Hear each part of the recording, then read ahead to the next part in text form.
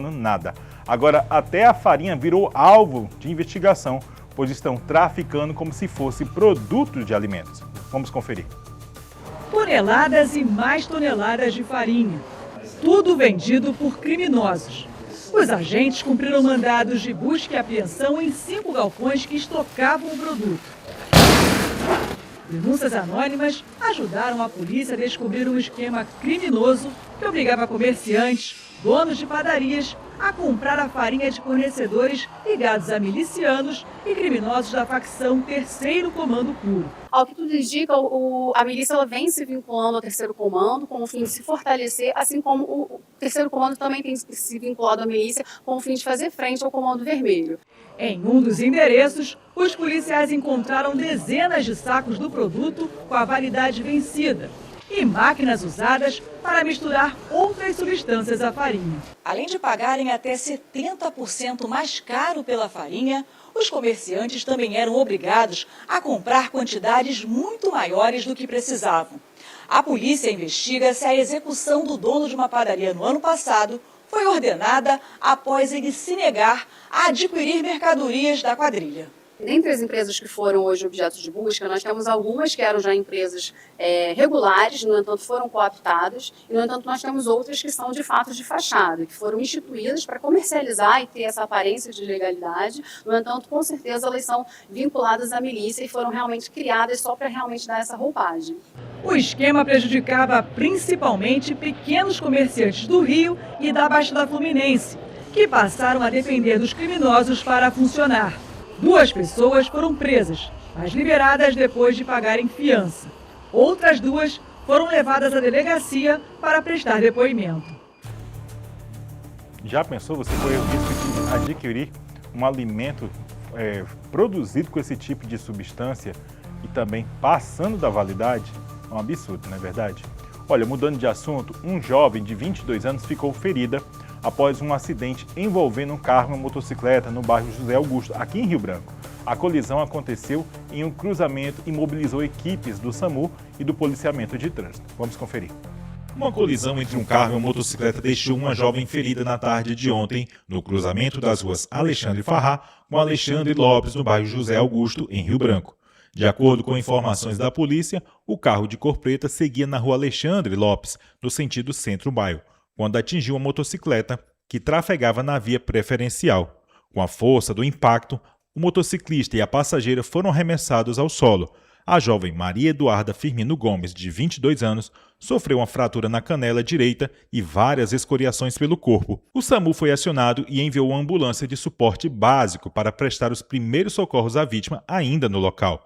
Após receber atendimento da equipe médica, Maria Eduarda foi encaminhada para uma unidade de saúde para avaliação e tratamento especializado. O condutor da motocicleta também foi lançado ao chão com a colisão, mas apesar da violência do impacto, não sofreu ferimentos.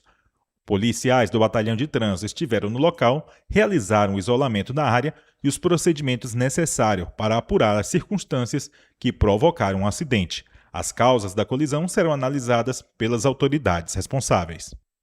Recupera a produção só uma parte dessa imagem quando ela está entrando já aí no pronto-socorro, porque vale um alerta até para quem está agora na frente do pronto-socorro, cuidado com relação à estrutura, né, infraestrutura. Porque você observa aí, ó, os atendentes do SAMU, socorristas, tiraram ela da ambulância, na sequência ela vai dar entrada já no pronto-socorro. Aí observe bem, às vezes pode passar até desapercebido. Quando a maca está entrando, tem uma estrutura aí. Simplesmente ela já está lascada, aí a porradinha que sente ainda entrando na unidade de socorro, eu senti daqui. Mas fica pelo menos aí chamar essa atenção também para esse cuidado com a infraestrutura que se encontra ali exatamente, olha aí, você observa que ela vai entrando na maca, os socorristas ainda tentam tirá-la, entrar com ela de uma forma mais tranquila, mas devido ao tamanho do buraco, que é o tamanho da entrada praticamente, fica aí esse registro. Né, faz até careta, coitada. Vamos aqui para 2, produção, volta para mim, por favor. Porque agora uma mulher cara de pau, ela fingiu ser uma criança de 12 anos. Esse caso teve repercussão nacional. O tamanho de uma cavala aplicando golpe nas pessoas. Vamos entender melhor essa reportagem. De acordo com a Polícia Civil, a mulher de 37 anos morou junto com uma família de Joinville, em Santa Catarina, por 14 meses. Ela se passava por uma adolescente de 12 anos. A investigação aponta que a suspeita usava o nome falso de Gabriele. Ela conquistou as vítimas depois de dizer que fugiu após ser abusada pelo pai no Pará. Para justificar a aparência incompatível com a idade, alegava que tinha sido forçada a usar hormônios durante a infância e que tinha o transtorno do espectro autista. Ainda de acordo com os investigadores, a mulher adotava comportamentos infantis, como o uso de mamadeiras e chupetas. Quando essa primeira história foi contada aqui na delegacia, a própria equipe de investigação duvidou da veracidade desse caso. A suspeita foi presa em flagrante por estelionato e falsa identidade. Segundo a Polícia Civil, no interrogatório, ela confessou que a história se tratava de uma farsa. As diligências confirmaram que a suspeita já possui antecedentes pela aplicação desse tipo de golpe em outros estados do país, tais como São Paulo, Rio de Janeiro e Minas Gerais. Já foi presa pela prática desse crime e usa desse meio, esse meio do estelionato, do crime de estelionato, como seu meio de vida. A gente acredita, até pela repercussão que o caso tem, na possibilidade de que haja novas vítimas. É um crime praticado por essa estelionatária há muitos anos, por isso a investigação segue. Com perdão do trocadilho, ela não é tão novinha assim na área policial, não é verdade? Tá aí, você viu que já tem um histórico de aplicar outros tipos de golpe. Agora esse também é demais, né? Me desculpe quem passou por isso, mas 1 ano e 2 meses financiando esse tipo de pessoa e não perceber, que história mais sem pé nem cabeça, não é verdade?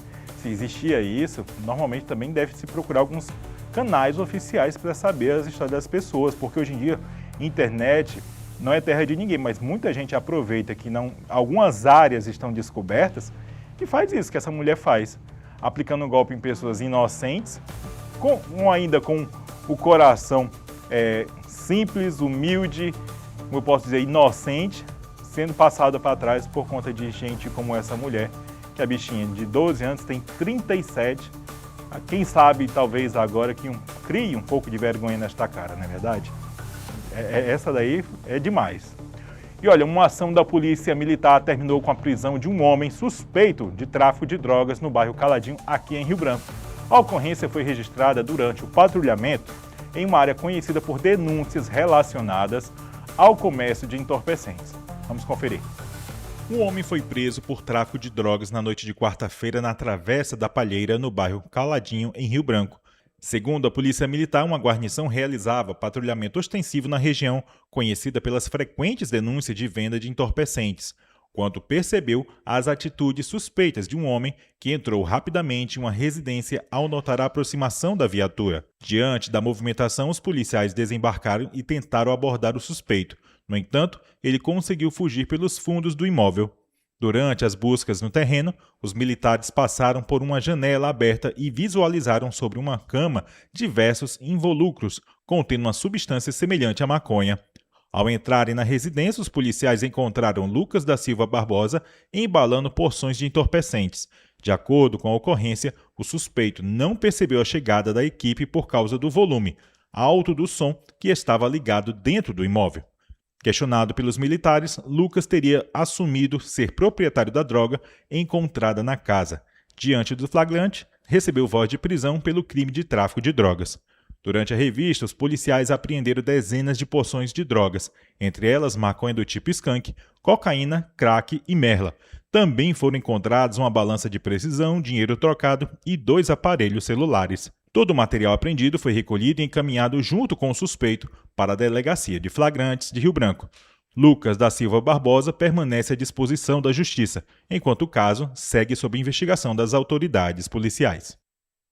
Olha, um sonho de quem começa a ter uma vida, uma condição financeira melhor, é possuir um veículo de transporte, não é verdade? Para você deixar de andar a pé, ficar andando de ônibus, e quando esse sonho começa a se tornar um pesadelo, você descobrir que você acabou caindo em um golpe, onde o seu sonho virou um pesadelo, quando a polícia bate na porta da sua casa.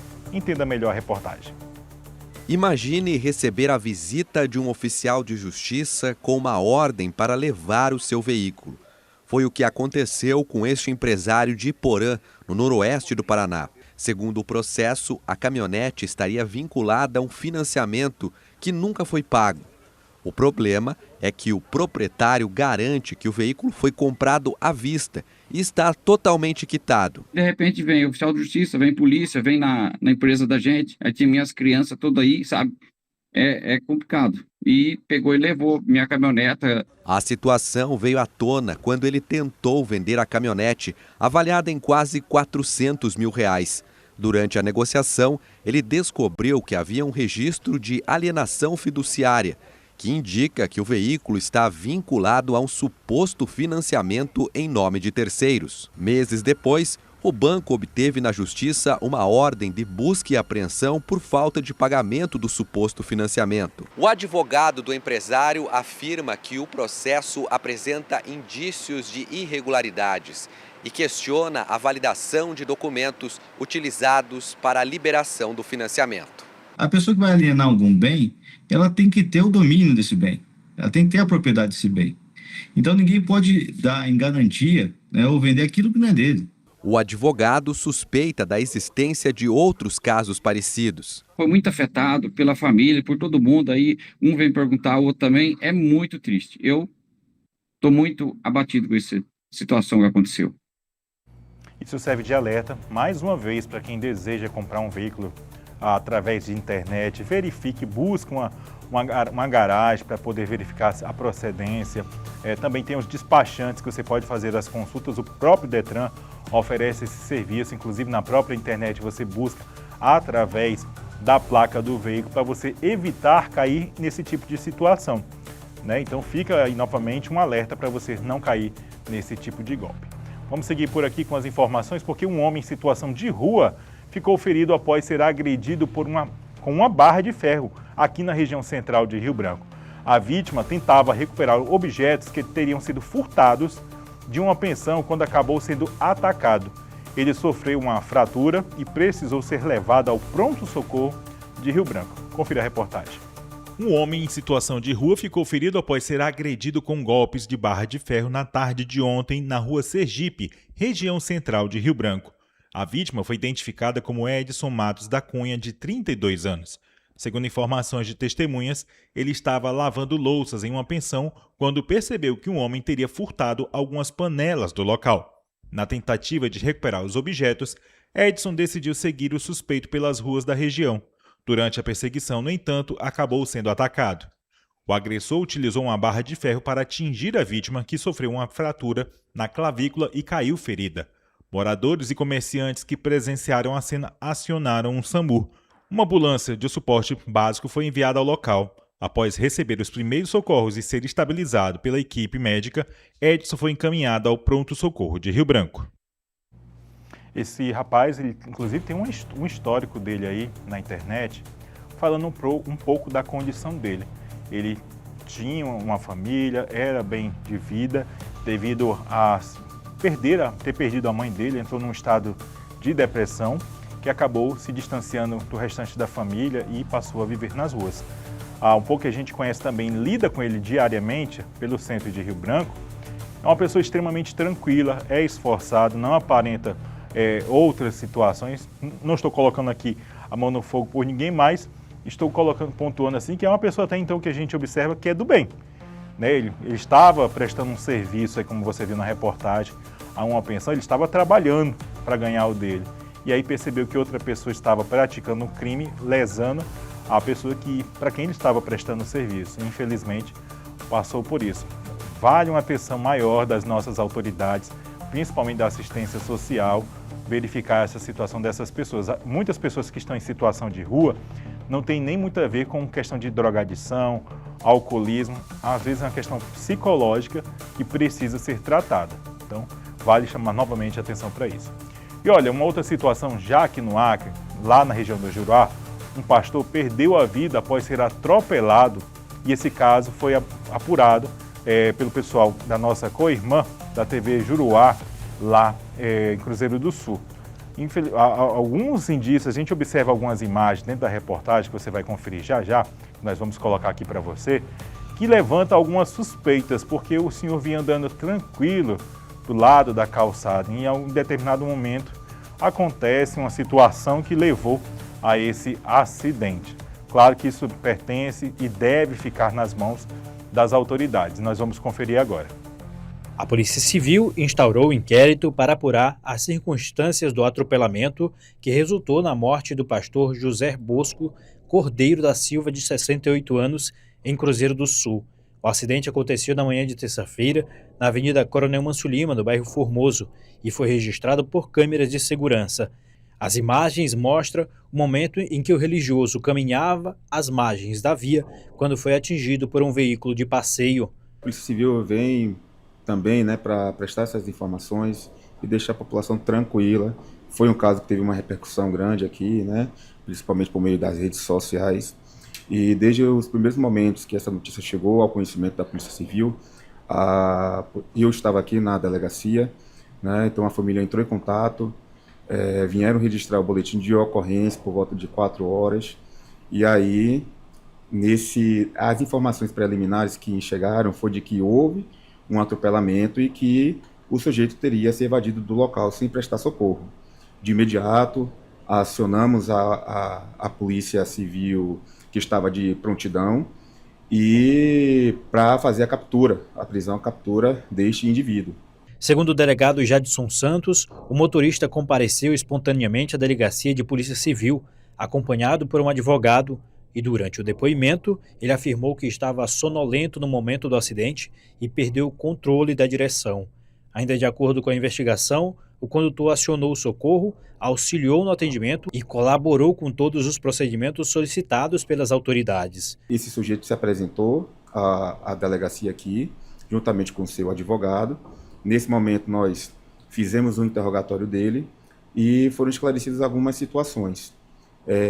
Apesar do atropelamento ter ocorrido por volta das 11 horas, ele imediatamente parou o carro. Nós temos acesso a essas imagens, que ele parou o carro, prestou o integral socorro à vítima, pediu para ligarem para a SAMU, que compareceu por volta de 15 a 20 minutos depois. Ainda lá no local, a vítima teve já o atendimento, teve a intubação, ainda lá no local, e foi encaminhado posteriormente para o Hospital do Juruá. Por ter prestado socorro imediato à vítima e se apresentado espontaneamente à polícia, o motorista não foi preso em flagrante. Mesmo assim, responderá ao inquérito instaurado pela Polícia Civil. Ele informou ainda mais que estava um pouco sonolento, ele informou isso no momento da ocasião, por isso que ele perdeu aquele sentido, que ele estava vindo da via. Contudo, o nosso Código de Trânsito brasileiro, ele impede a prisão em flagrante, quando a pessoa se apresenta de forma voluntária, e também aquele que presta socorro imediato integral à vítima, que foi o caso. Nós ouvimos, nós fomos de imediato à colheita dessas imagens, e que confirmou exatamente isso. Inclusive, ele sinalizou o local através de cones, que ali tinha uma oficina ali próxima, ele pegou os cones, providenciou a cobertura de papelão por conta do sol da vítima, que estava pegando na vítima. Então, a mãe dele esteve no local, também o irmão dele, que é médico, esteve no local, que viabilizou a chegada mais rápida da SAMU. Então, aqui na delegacia, ele se prontificou e foi realizado o exame do bafômetro, tanto nele quanto na mãe, porque até então a gente não tinha as imagens completas, e poderia, como ela é proprietária do veículo, ela poderia estar dirigindo. Mas foi esclarecida a situação, a mãe foi ouvida também, foi feita a perícia no veículo, Então, a gente ouviu, e em seguida a gente liberou esse condutor, porque o próprio código ele impede essa lavratura da prisão em flagrante, e colaborou de todas as formas possíveis. Já foi instaurado o inquérito por portaria. Então, a gente vai dar continuidade às investigações, corroborar outras informações que foram trazidas pelo condutor. A princípio, responderá por homicídio culposo, até porque a vítima evoluiu a óbito ainda na noite de ontem. Então, a princípio, ele vai responder por homicídio culposo. O pastor João Bosco recebeu os primeiros socorros ainda no local do acidente por uma equipe avançada do Serviço de Atendimento Móvel de Urgência, o SAMU. Segundo o médico Miguel Ache, o estado da vítima era extremamente grave. Quando recebemos o chamado, foi orientado que realmente tinha sido um acidente grave, com o paciente desacordado no local. Prontamente foi enviado uma viatura de unidade avançada. E no local já, esse paciente estava em estado gravíssimo, né? Foi conduzido até ao interior da viatura, no qual foi ali realizado alguns procedimentos, inclusive devido ao TCA que ele teve, né? Um TCA gravíssimo, que ele estava naquele momento com Glasgow de 3, né? Daí foi realizado ali um procedimento para estabilizar a questão da saturação dele, que estava caindo, no caso, com via aérea, né, avançada, e posteriormente encaminhado para o Hospital do Juruá. É isso. Mas assim, paciente realmente gravíssimo. Após ser estabilizado, João Bosco foi encaminhado ao Hospital Regional do Juruá e internado na unidade de terapia intensiva UTI. Apesar dos esforços das equipes médicas, ele não resistiu aos ferimentos. Infelizmente, a gente recebeu a informação que esse paciente evoluiu para óbito devido à gravidade do acidente. A morte do pastor causou grande comoção entre familiares, amigos e membros da Igreja Pentecostal Unida do Brasil. Para a família, a perda foi repentina e dolorosa. A família foi pego de surpresa com esse acidente. A imagem é clara, né? Que o carro foi jogado para cima dele, né? Ele já estava no limite, não tinha mais nem para onde ele ia ali, para a beira. Então, na beira ele estava. Aí as imagens é clara. Eu não estou aqui para acusar ninguém, julgar ninguém, mas as imagens, a justiça vai ver, já viu, né, as imagens. Então, que a justiça seja feita, é o que a gente quer. Segundo familiares, João Bosco estava retornando para casa quando foi atingido pelo veículo. Ele havia realizado alguns compromissos pessoais e decidiu fazer o trajeto caminhando. O caso segue sob investigação da Polícia Civil. Lamentável essa situação, né? Olha, o comando policial vai fazer um breve intervalo e já a gente volta com mais informações.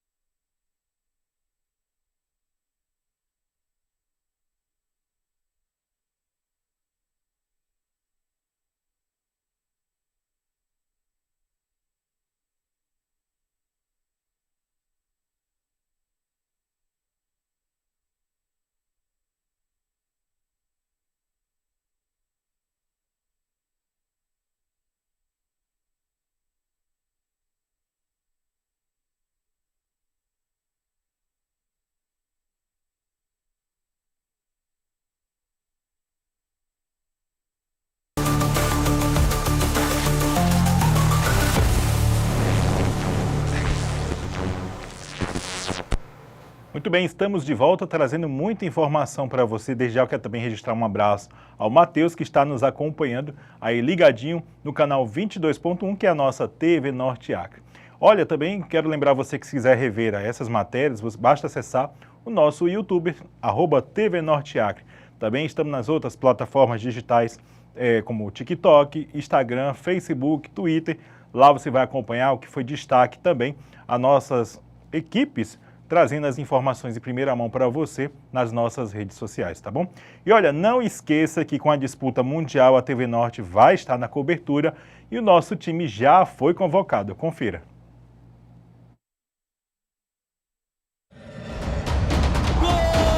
O maior evento de futebol do mundo será multiplataforma.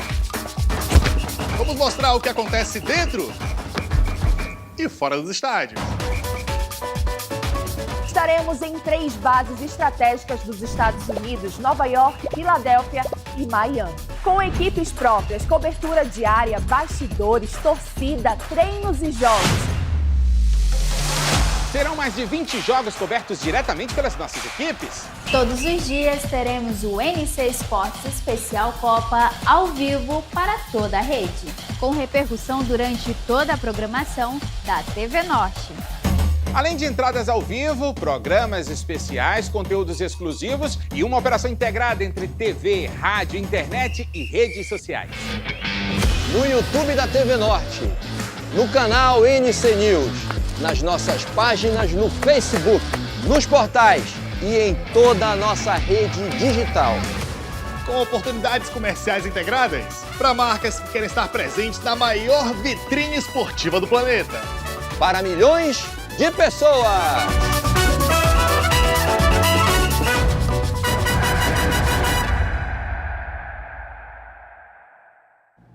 Tá aí, esse é o nosso time convocado. Lunária Valdez estará lá e ela falou um pouco da expectativa antes de embarcar para Brasília. Vamos conferir agora esse material.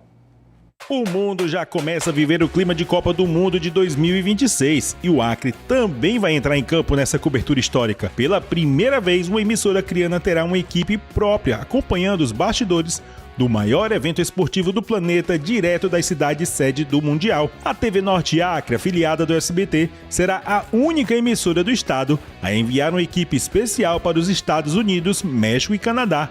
A iniciativa marca um momento inédito do jornalismo esportivo acreano e reforça o investimento da emissora no esporte regional. A jornalista Lunária Valdez foi convocada para representar o Acre nessa cobertura histórica. Ela será responsável por mostrar aos telespectadores toda a movimentação da Copa, os bastidores, as curiosidades, clima de torcidas e as histórias que fazem do Mundial um espetáculo global. Olha, graças a Deus o Grupo Norte de Comunicação está bem consolidado, principalmente na região norte. Então, para mim, eu vejo como um marco histórico na história do grupo e também na história do jornalismo esportivo acreano. É algo assim inédito que pela primeira vez os acreanos vão acompanhar de perto os bastidores e feito por uma acreana. Então, assim, eu acho que isso não tem preço.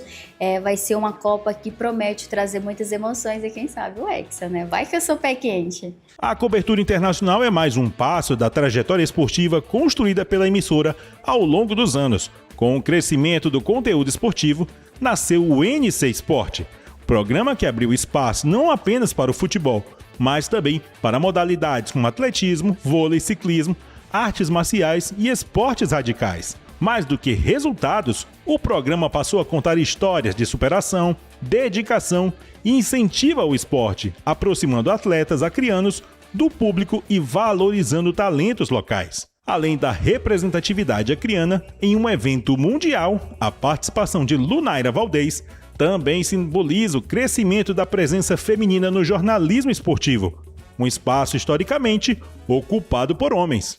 Com essa iniciativa inédita, a TV Norte Acre reforça sua trajetória no esporte e prepara uma cobertura especial para aproximar os acreanos de cada emoção da Copa do Mundo de 2026, conectando o estado ao maior espetáculo de futebol mundial. Olha, eu quero informar a você que a partir de amanhã, já durante a madrugada, vai começar algumas entradas da nossa equipe que já embarcou hoje pela manhã para os Estados Unidos, onde a Lunaira faz parte deste grupo. Você vai acompanhar um pouco do diário de bordo que ela deixou gravado aqui, vai mostrar para você durante a nossa programação. Tem uns detalhes dentro do Povo na TV, que você confere já já com a Bruna Keren, e na sequência tem o NC Esporte com o Márcio Levi, onde ela traz detalhes a respeito dessa cobertura e também do pessoal. Olha, o Comando Policial vai ficando por aqui, nos encontramos amanhã às 10h30 da manhã e agradeço a você. Um pequeno detalhe também, durante a partir da próxima semana vai começar a dar uma mudada na nossa programação e o Povo na TV pode então ser substituído pelo NC Esporte, vai passar antes e depois vem o Povo na TV, até porque vai ter toda essa cobertura de bastidores também para você acompanhar, tá certo? Então fica ligadinho na nossa programação, nas nossas redes sociais e acompanhe toda essa cobertura do maior mundial das seleções, tá bom? Obrigado, ficamos por aqui, nos encontramos amanhã. Na sequência, Bruna Keren, que está tossindo aqui já para me sair, e você acompanha o Povo na TV.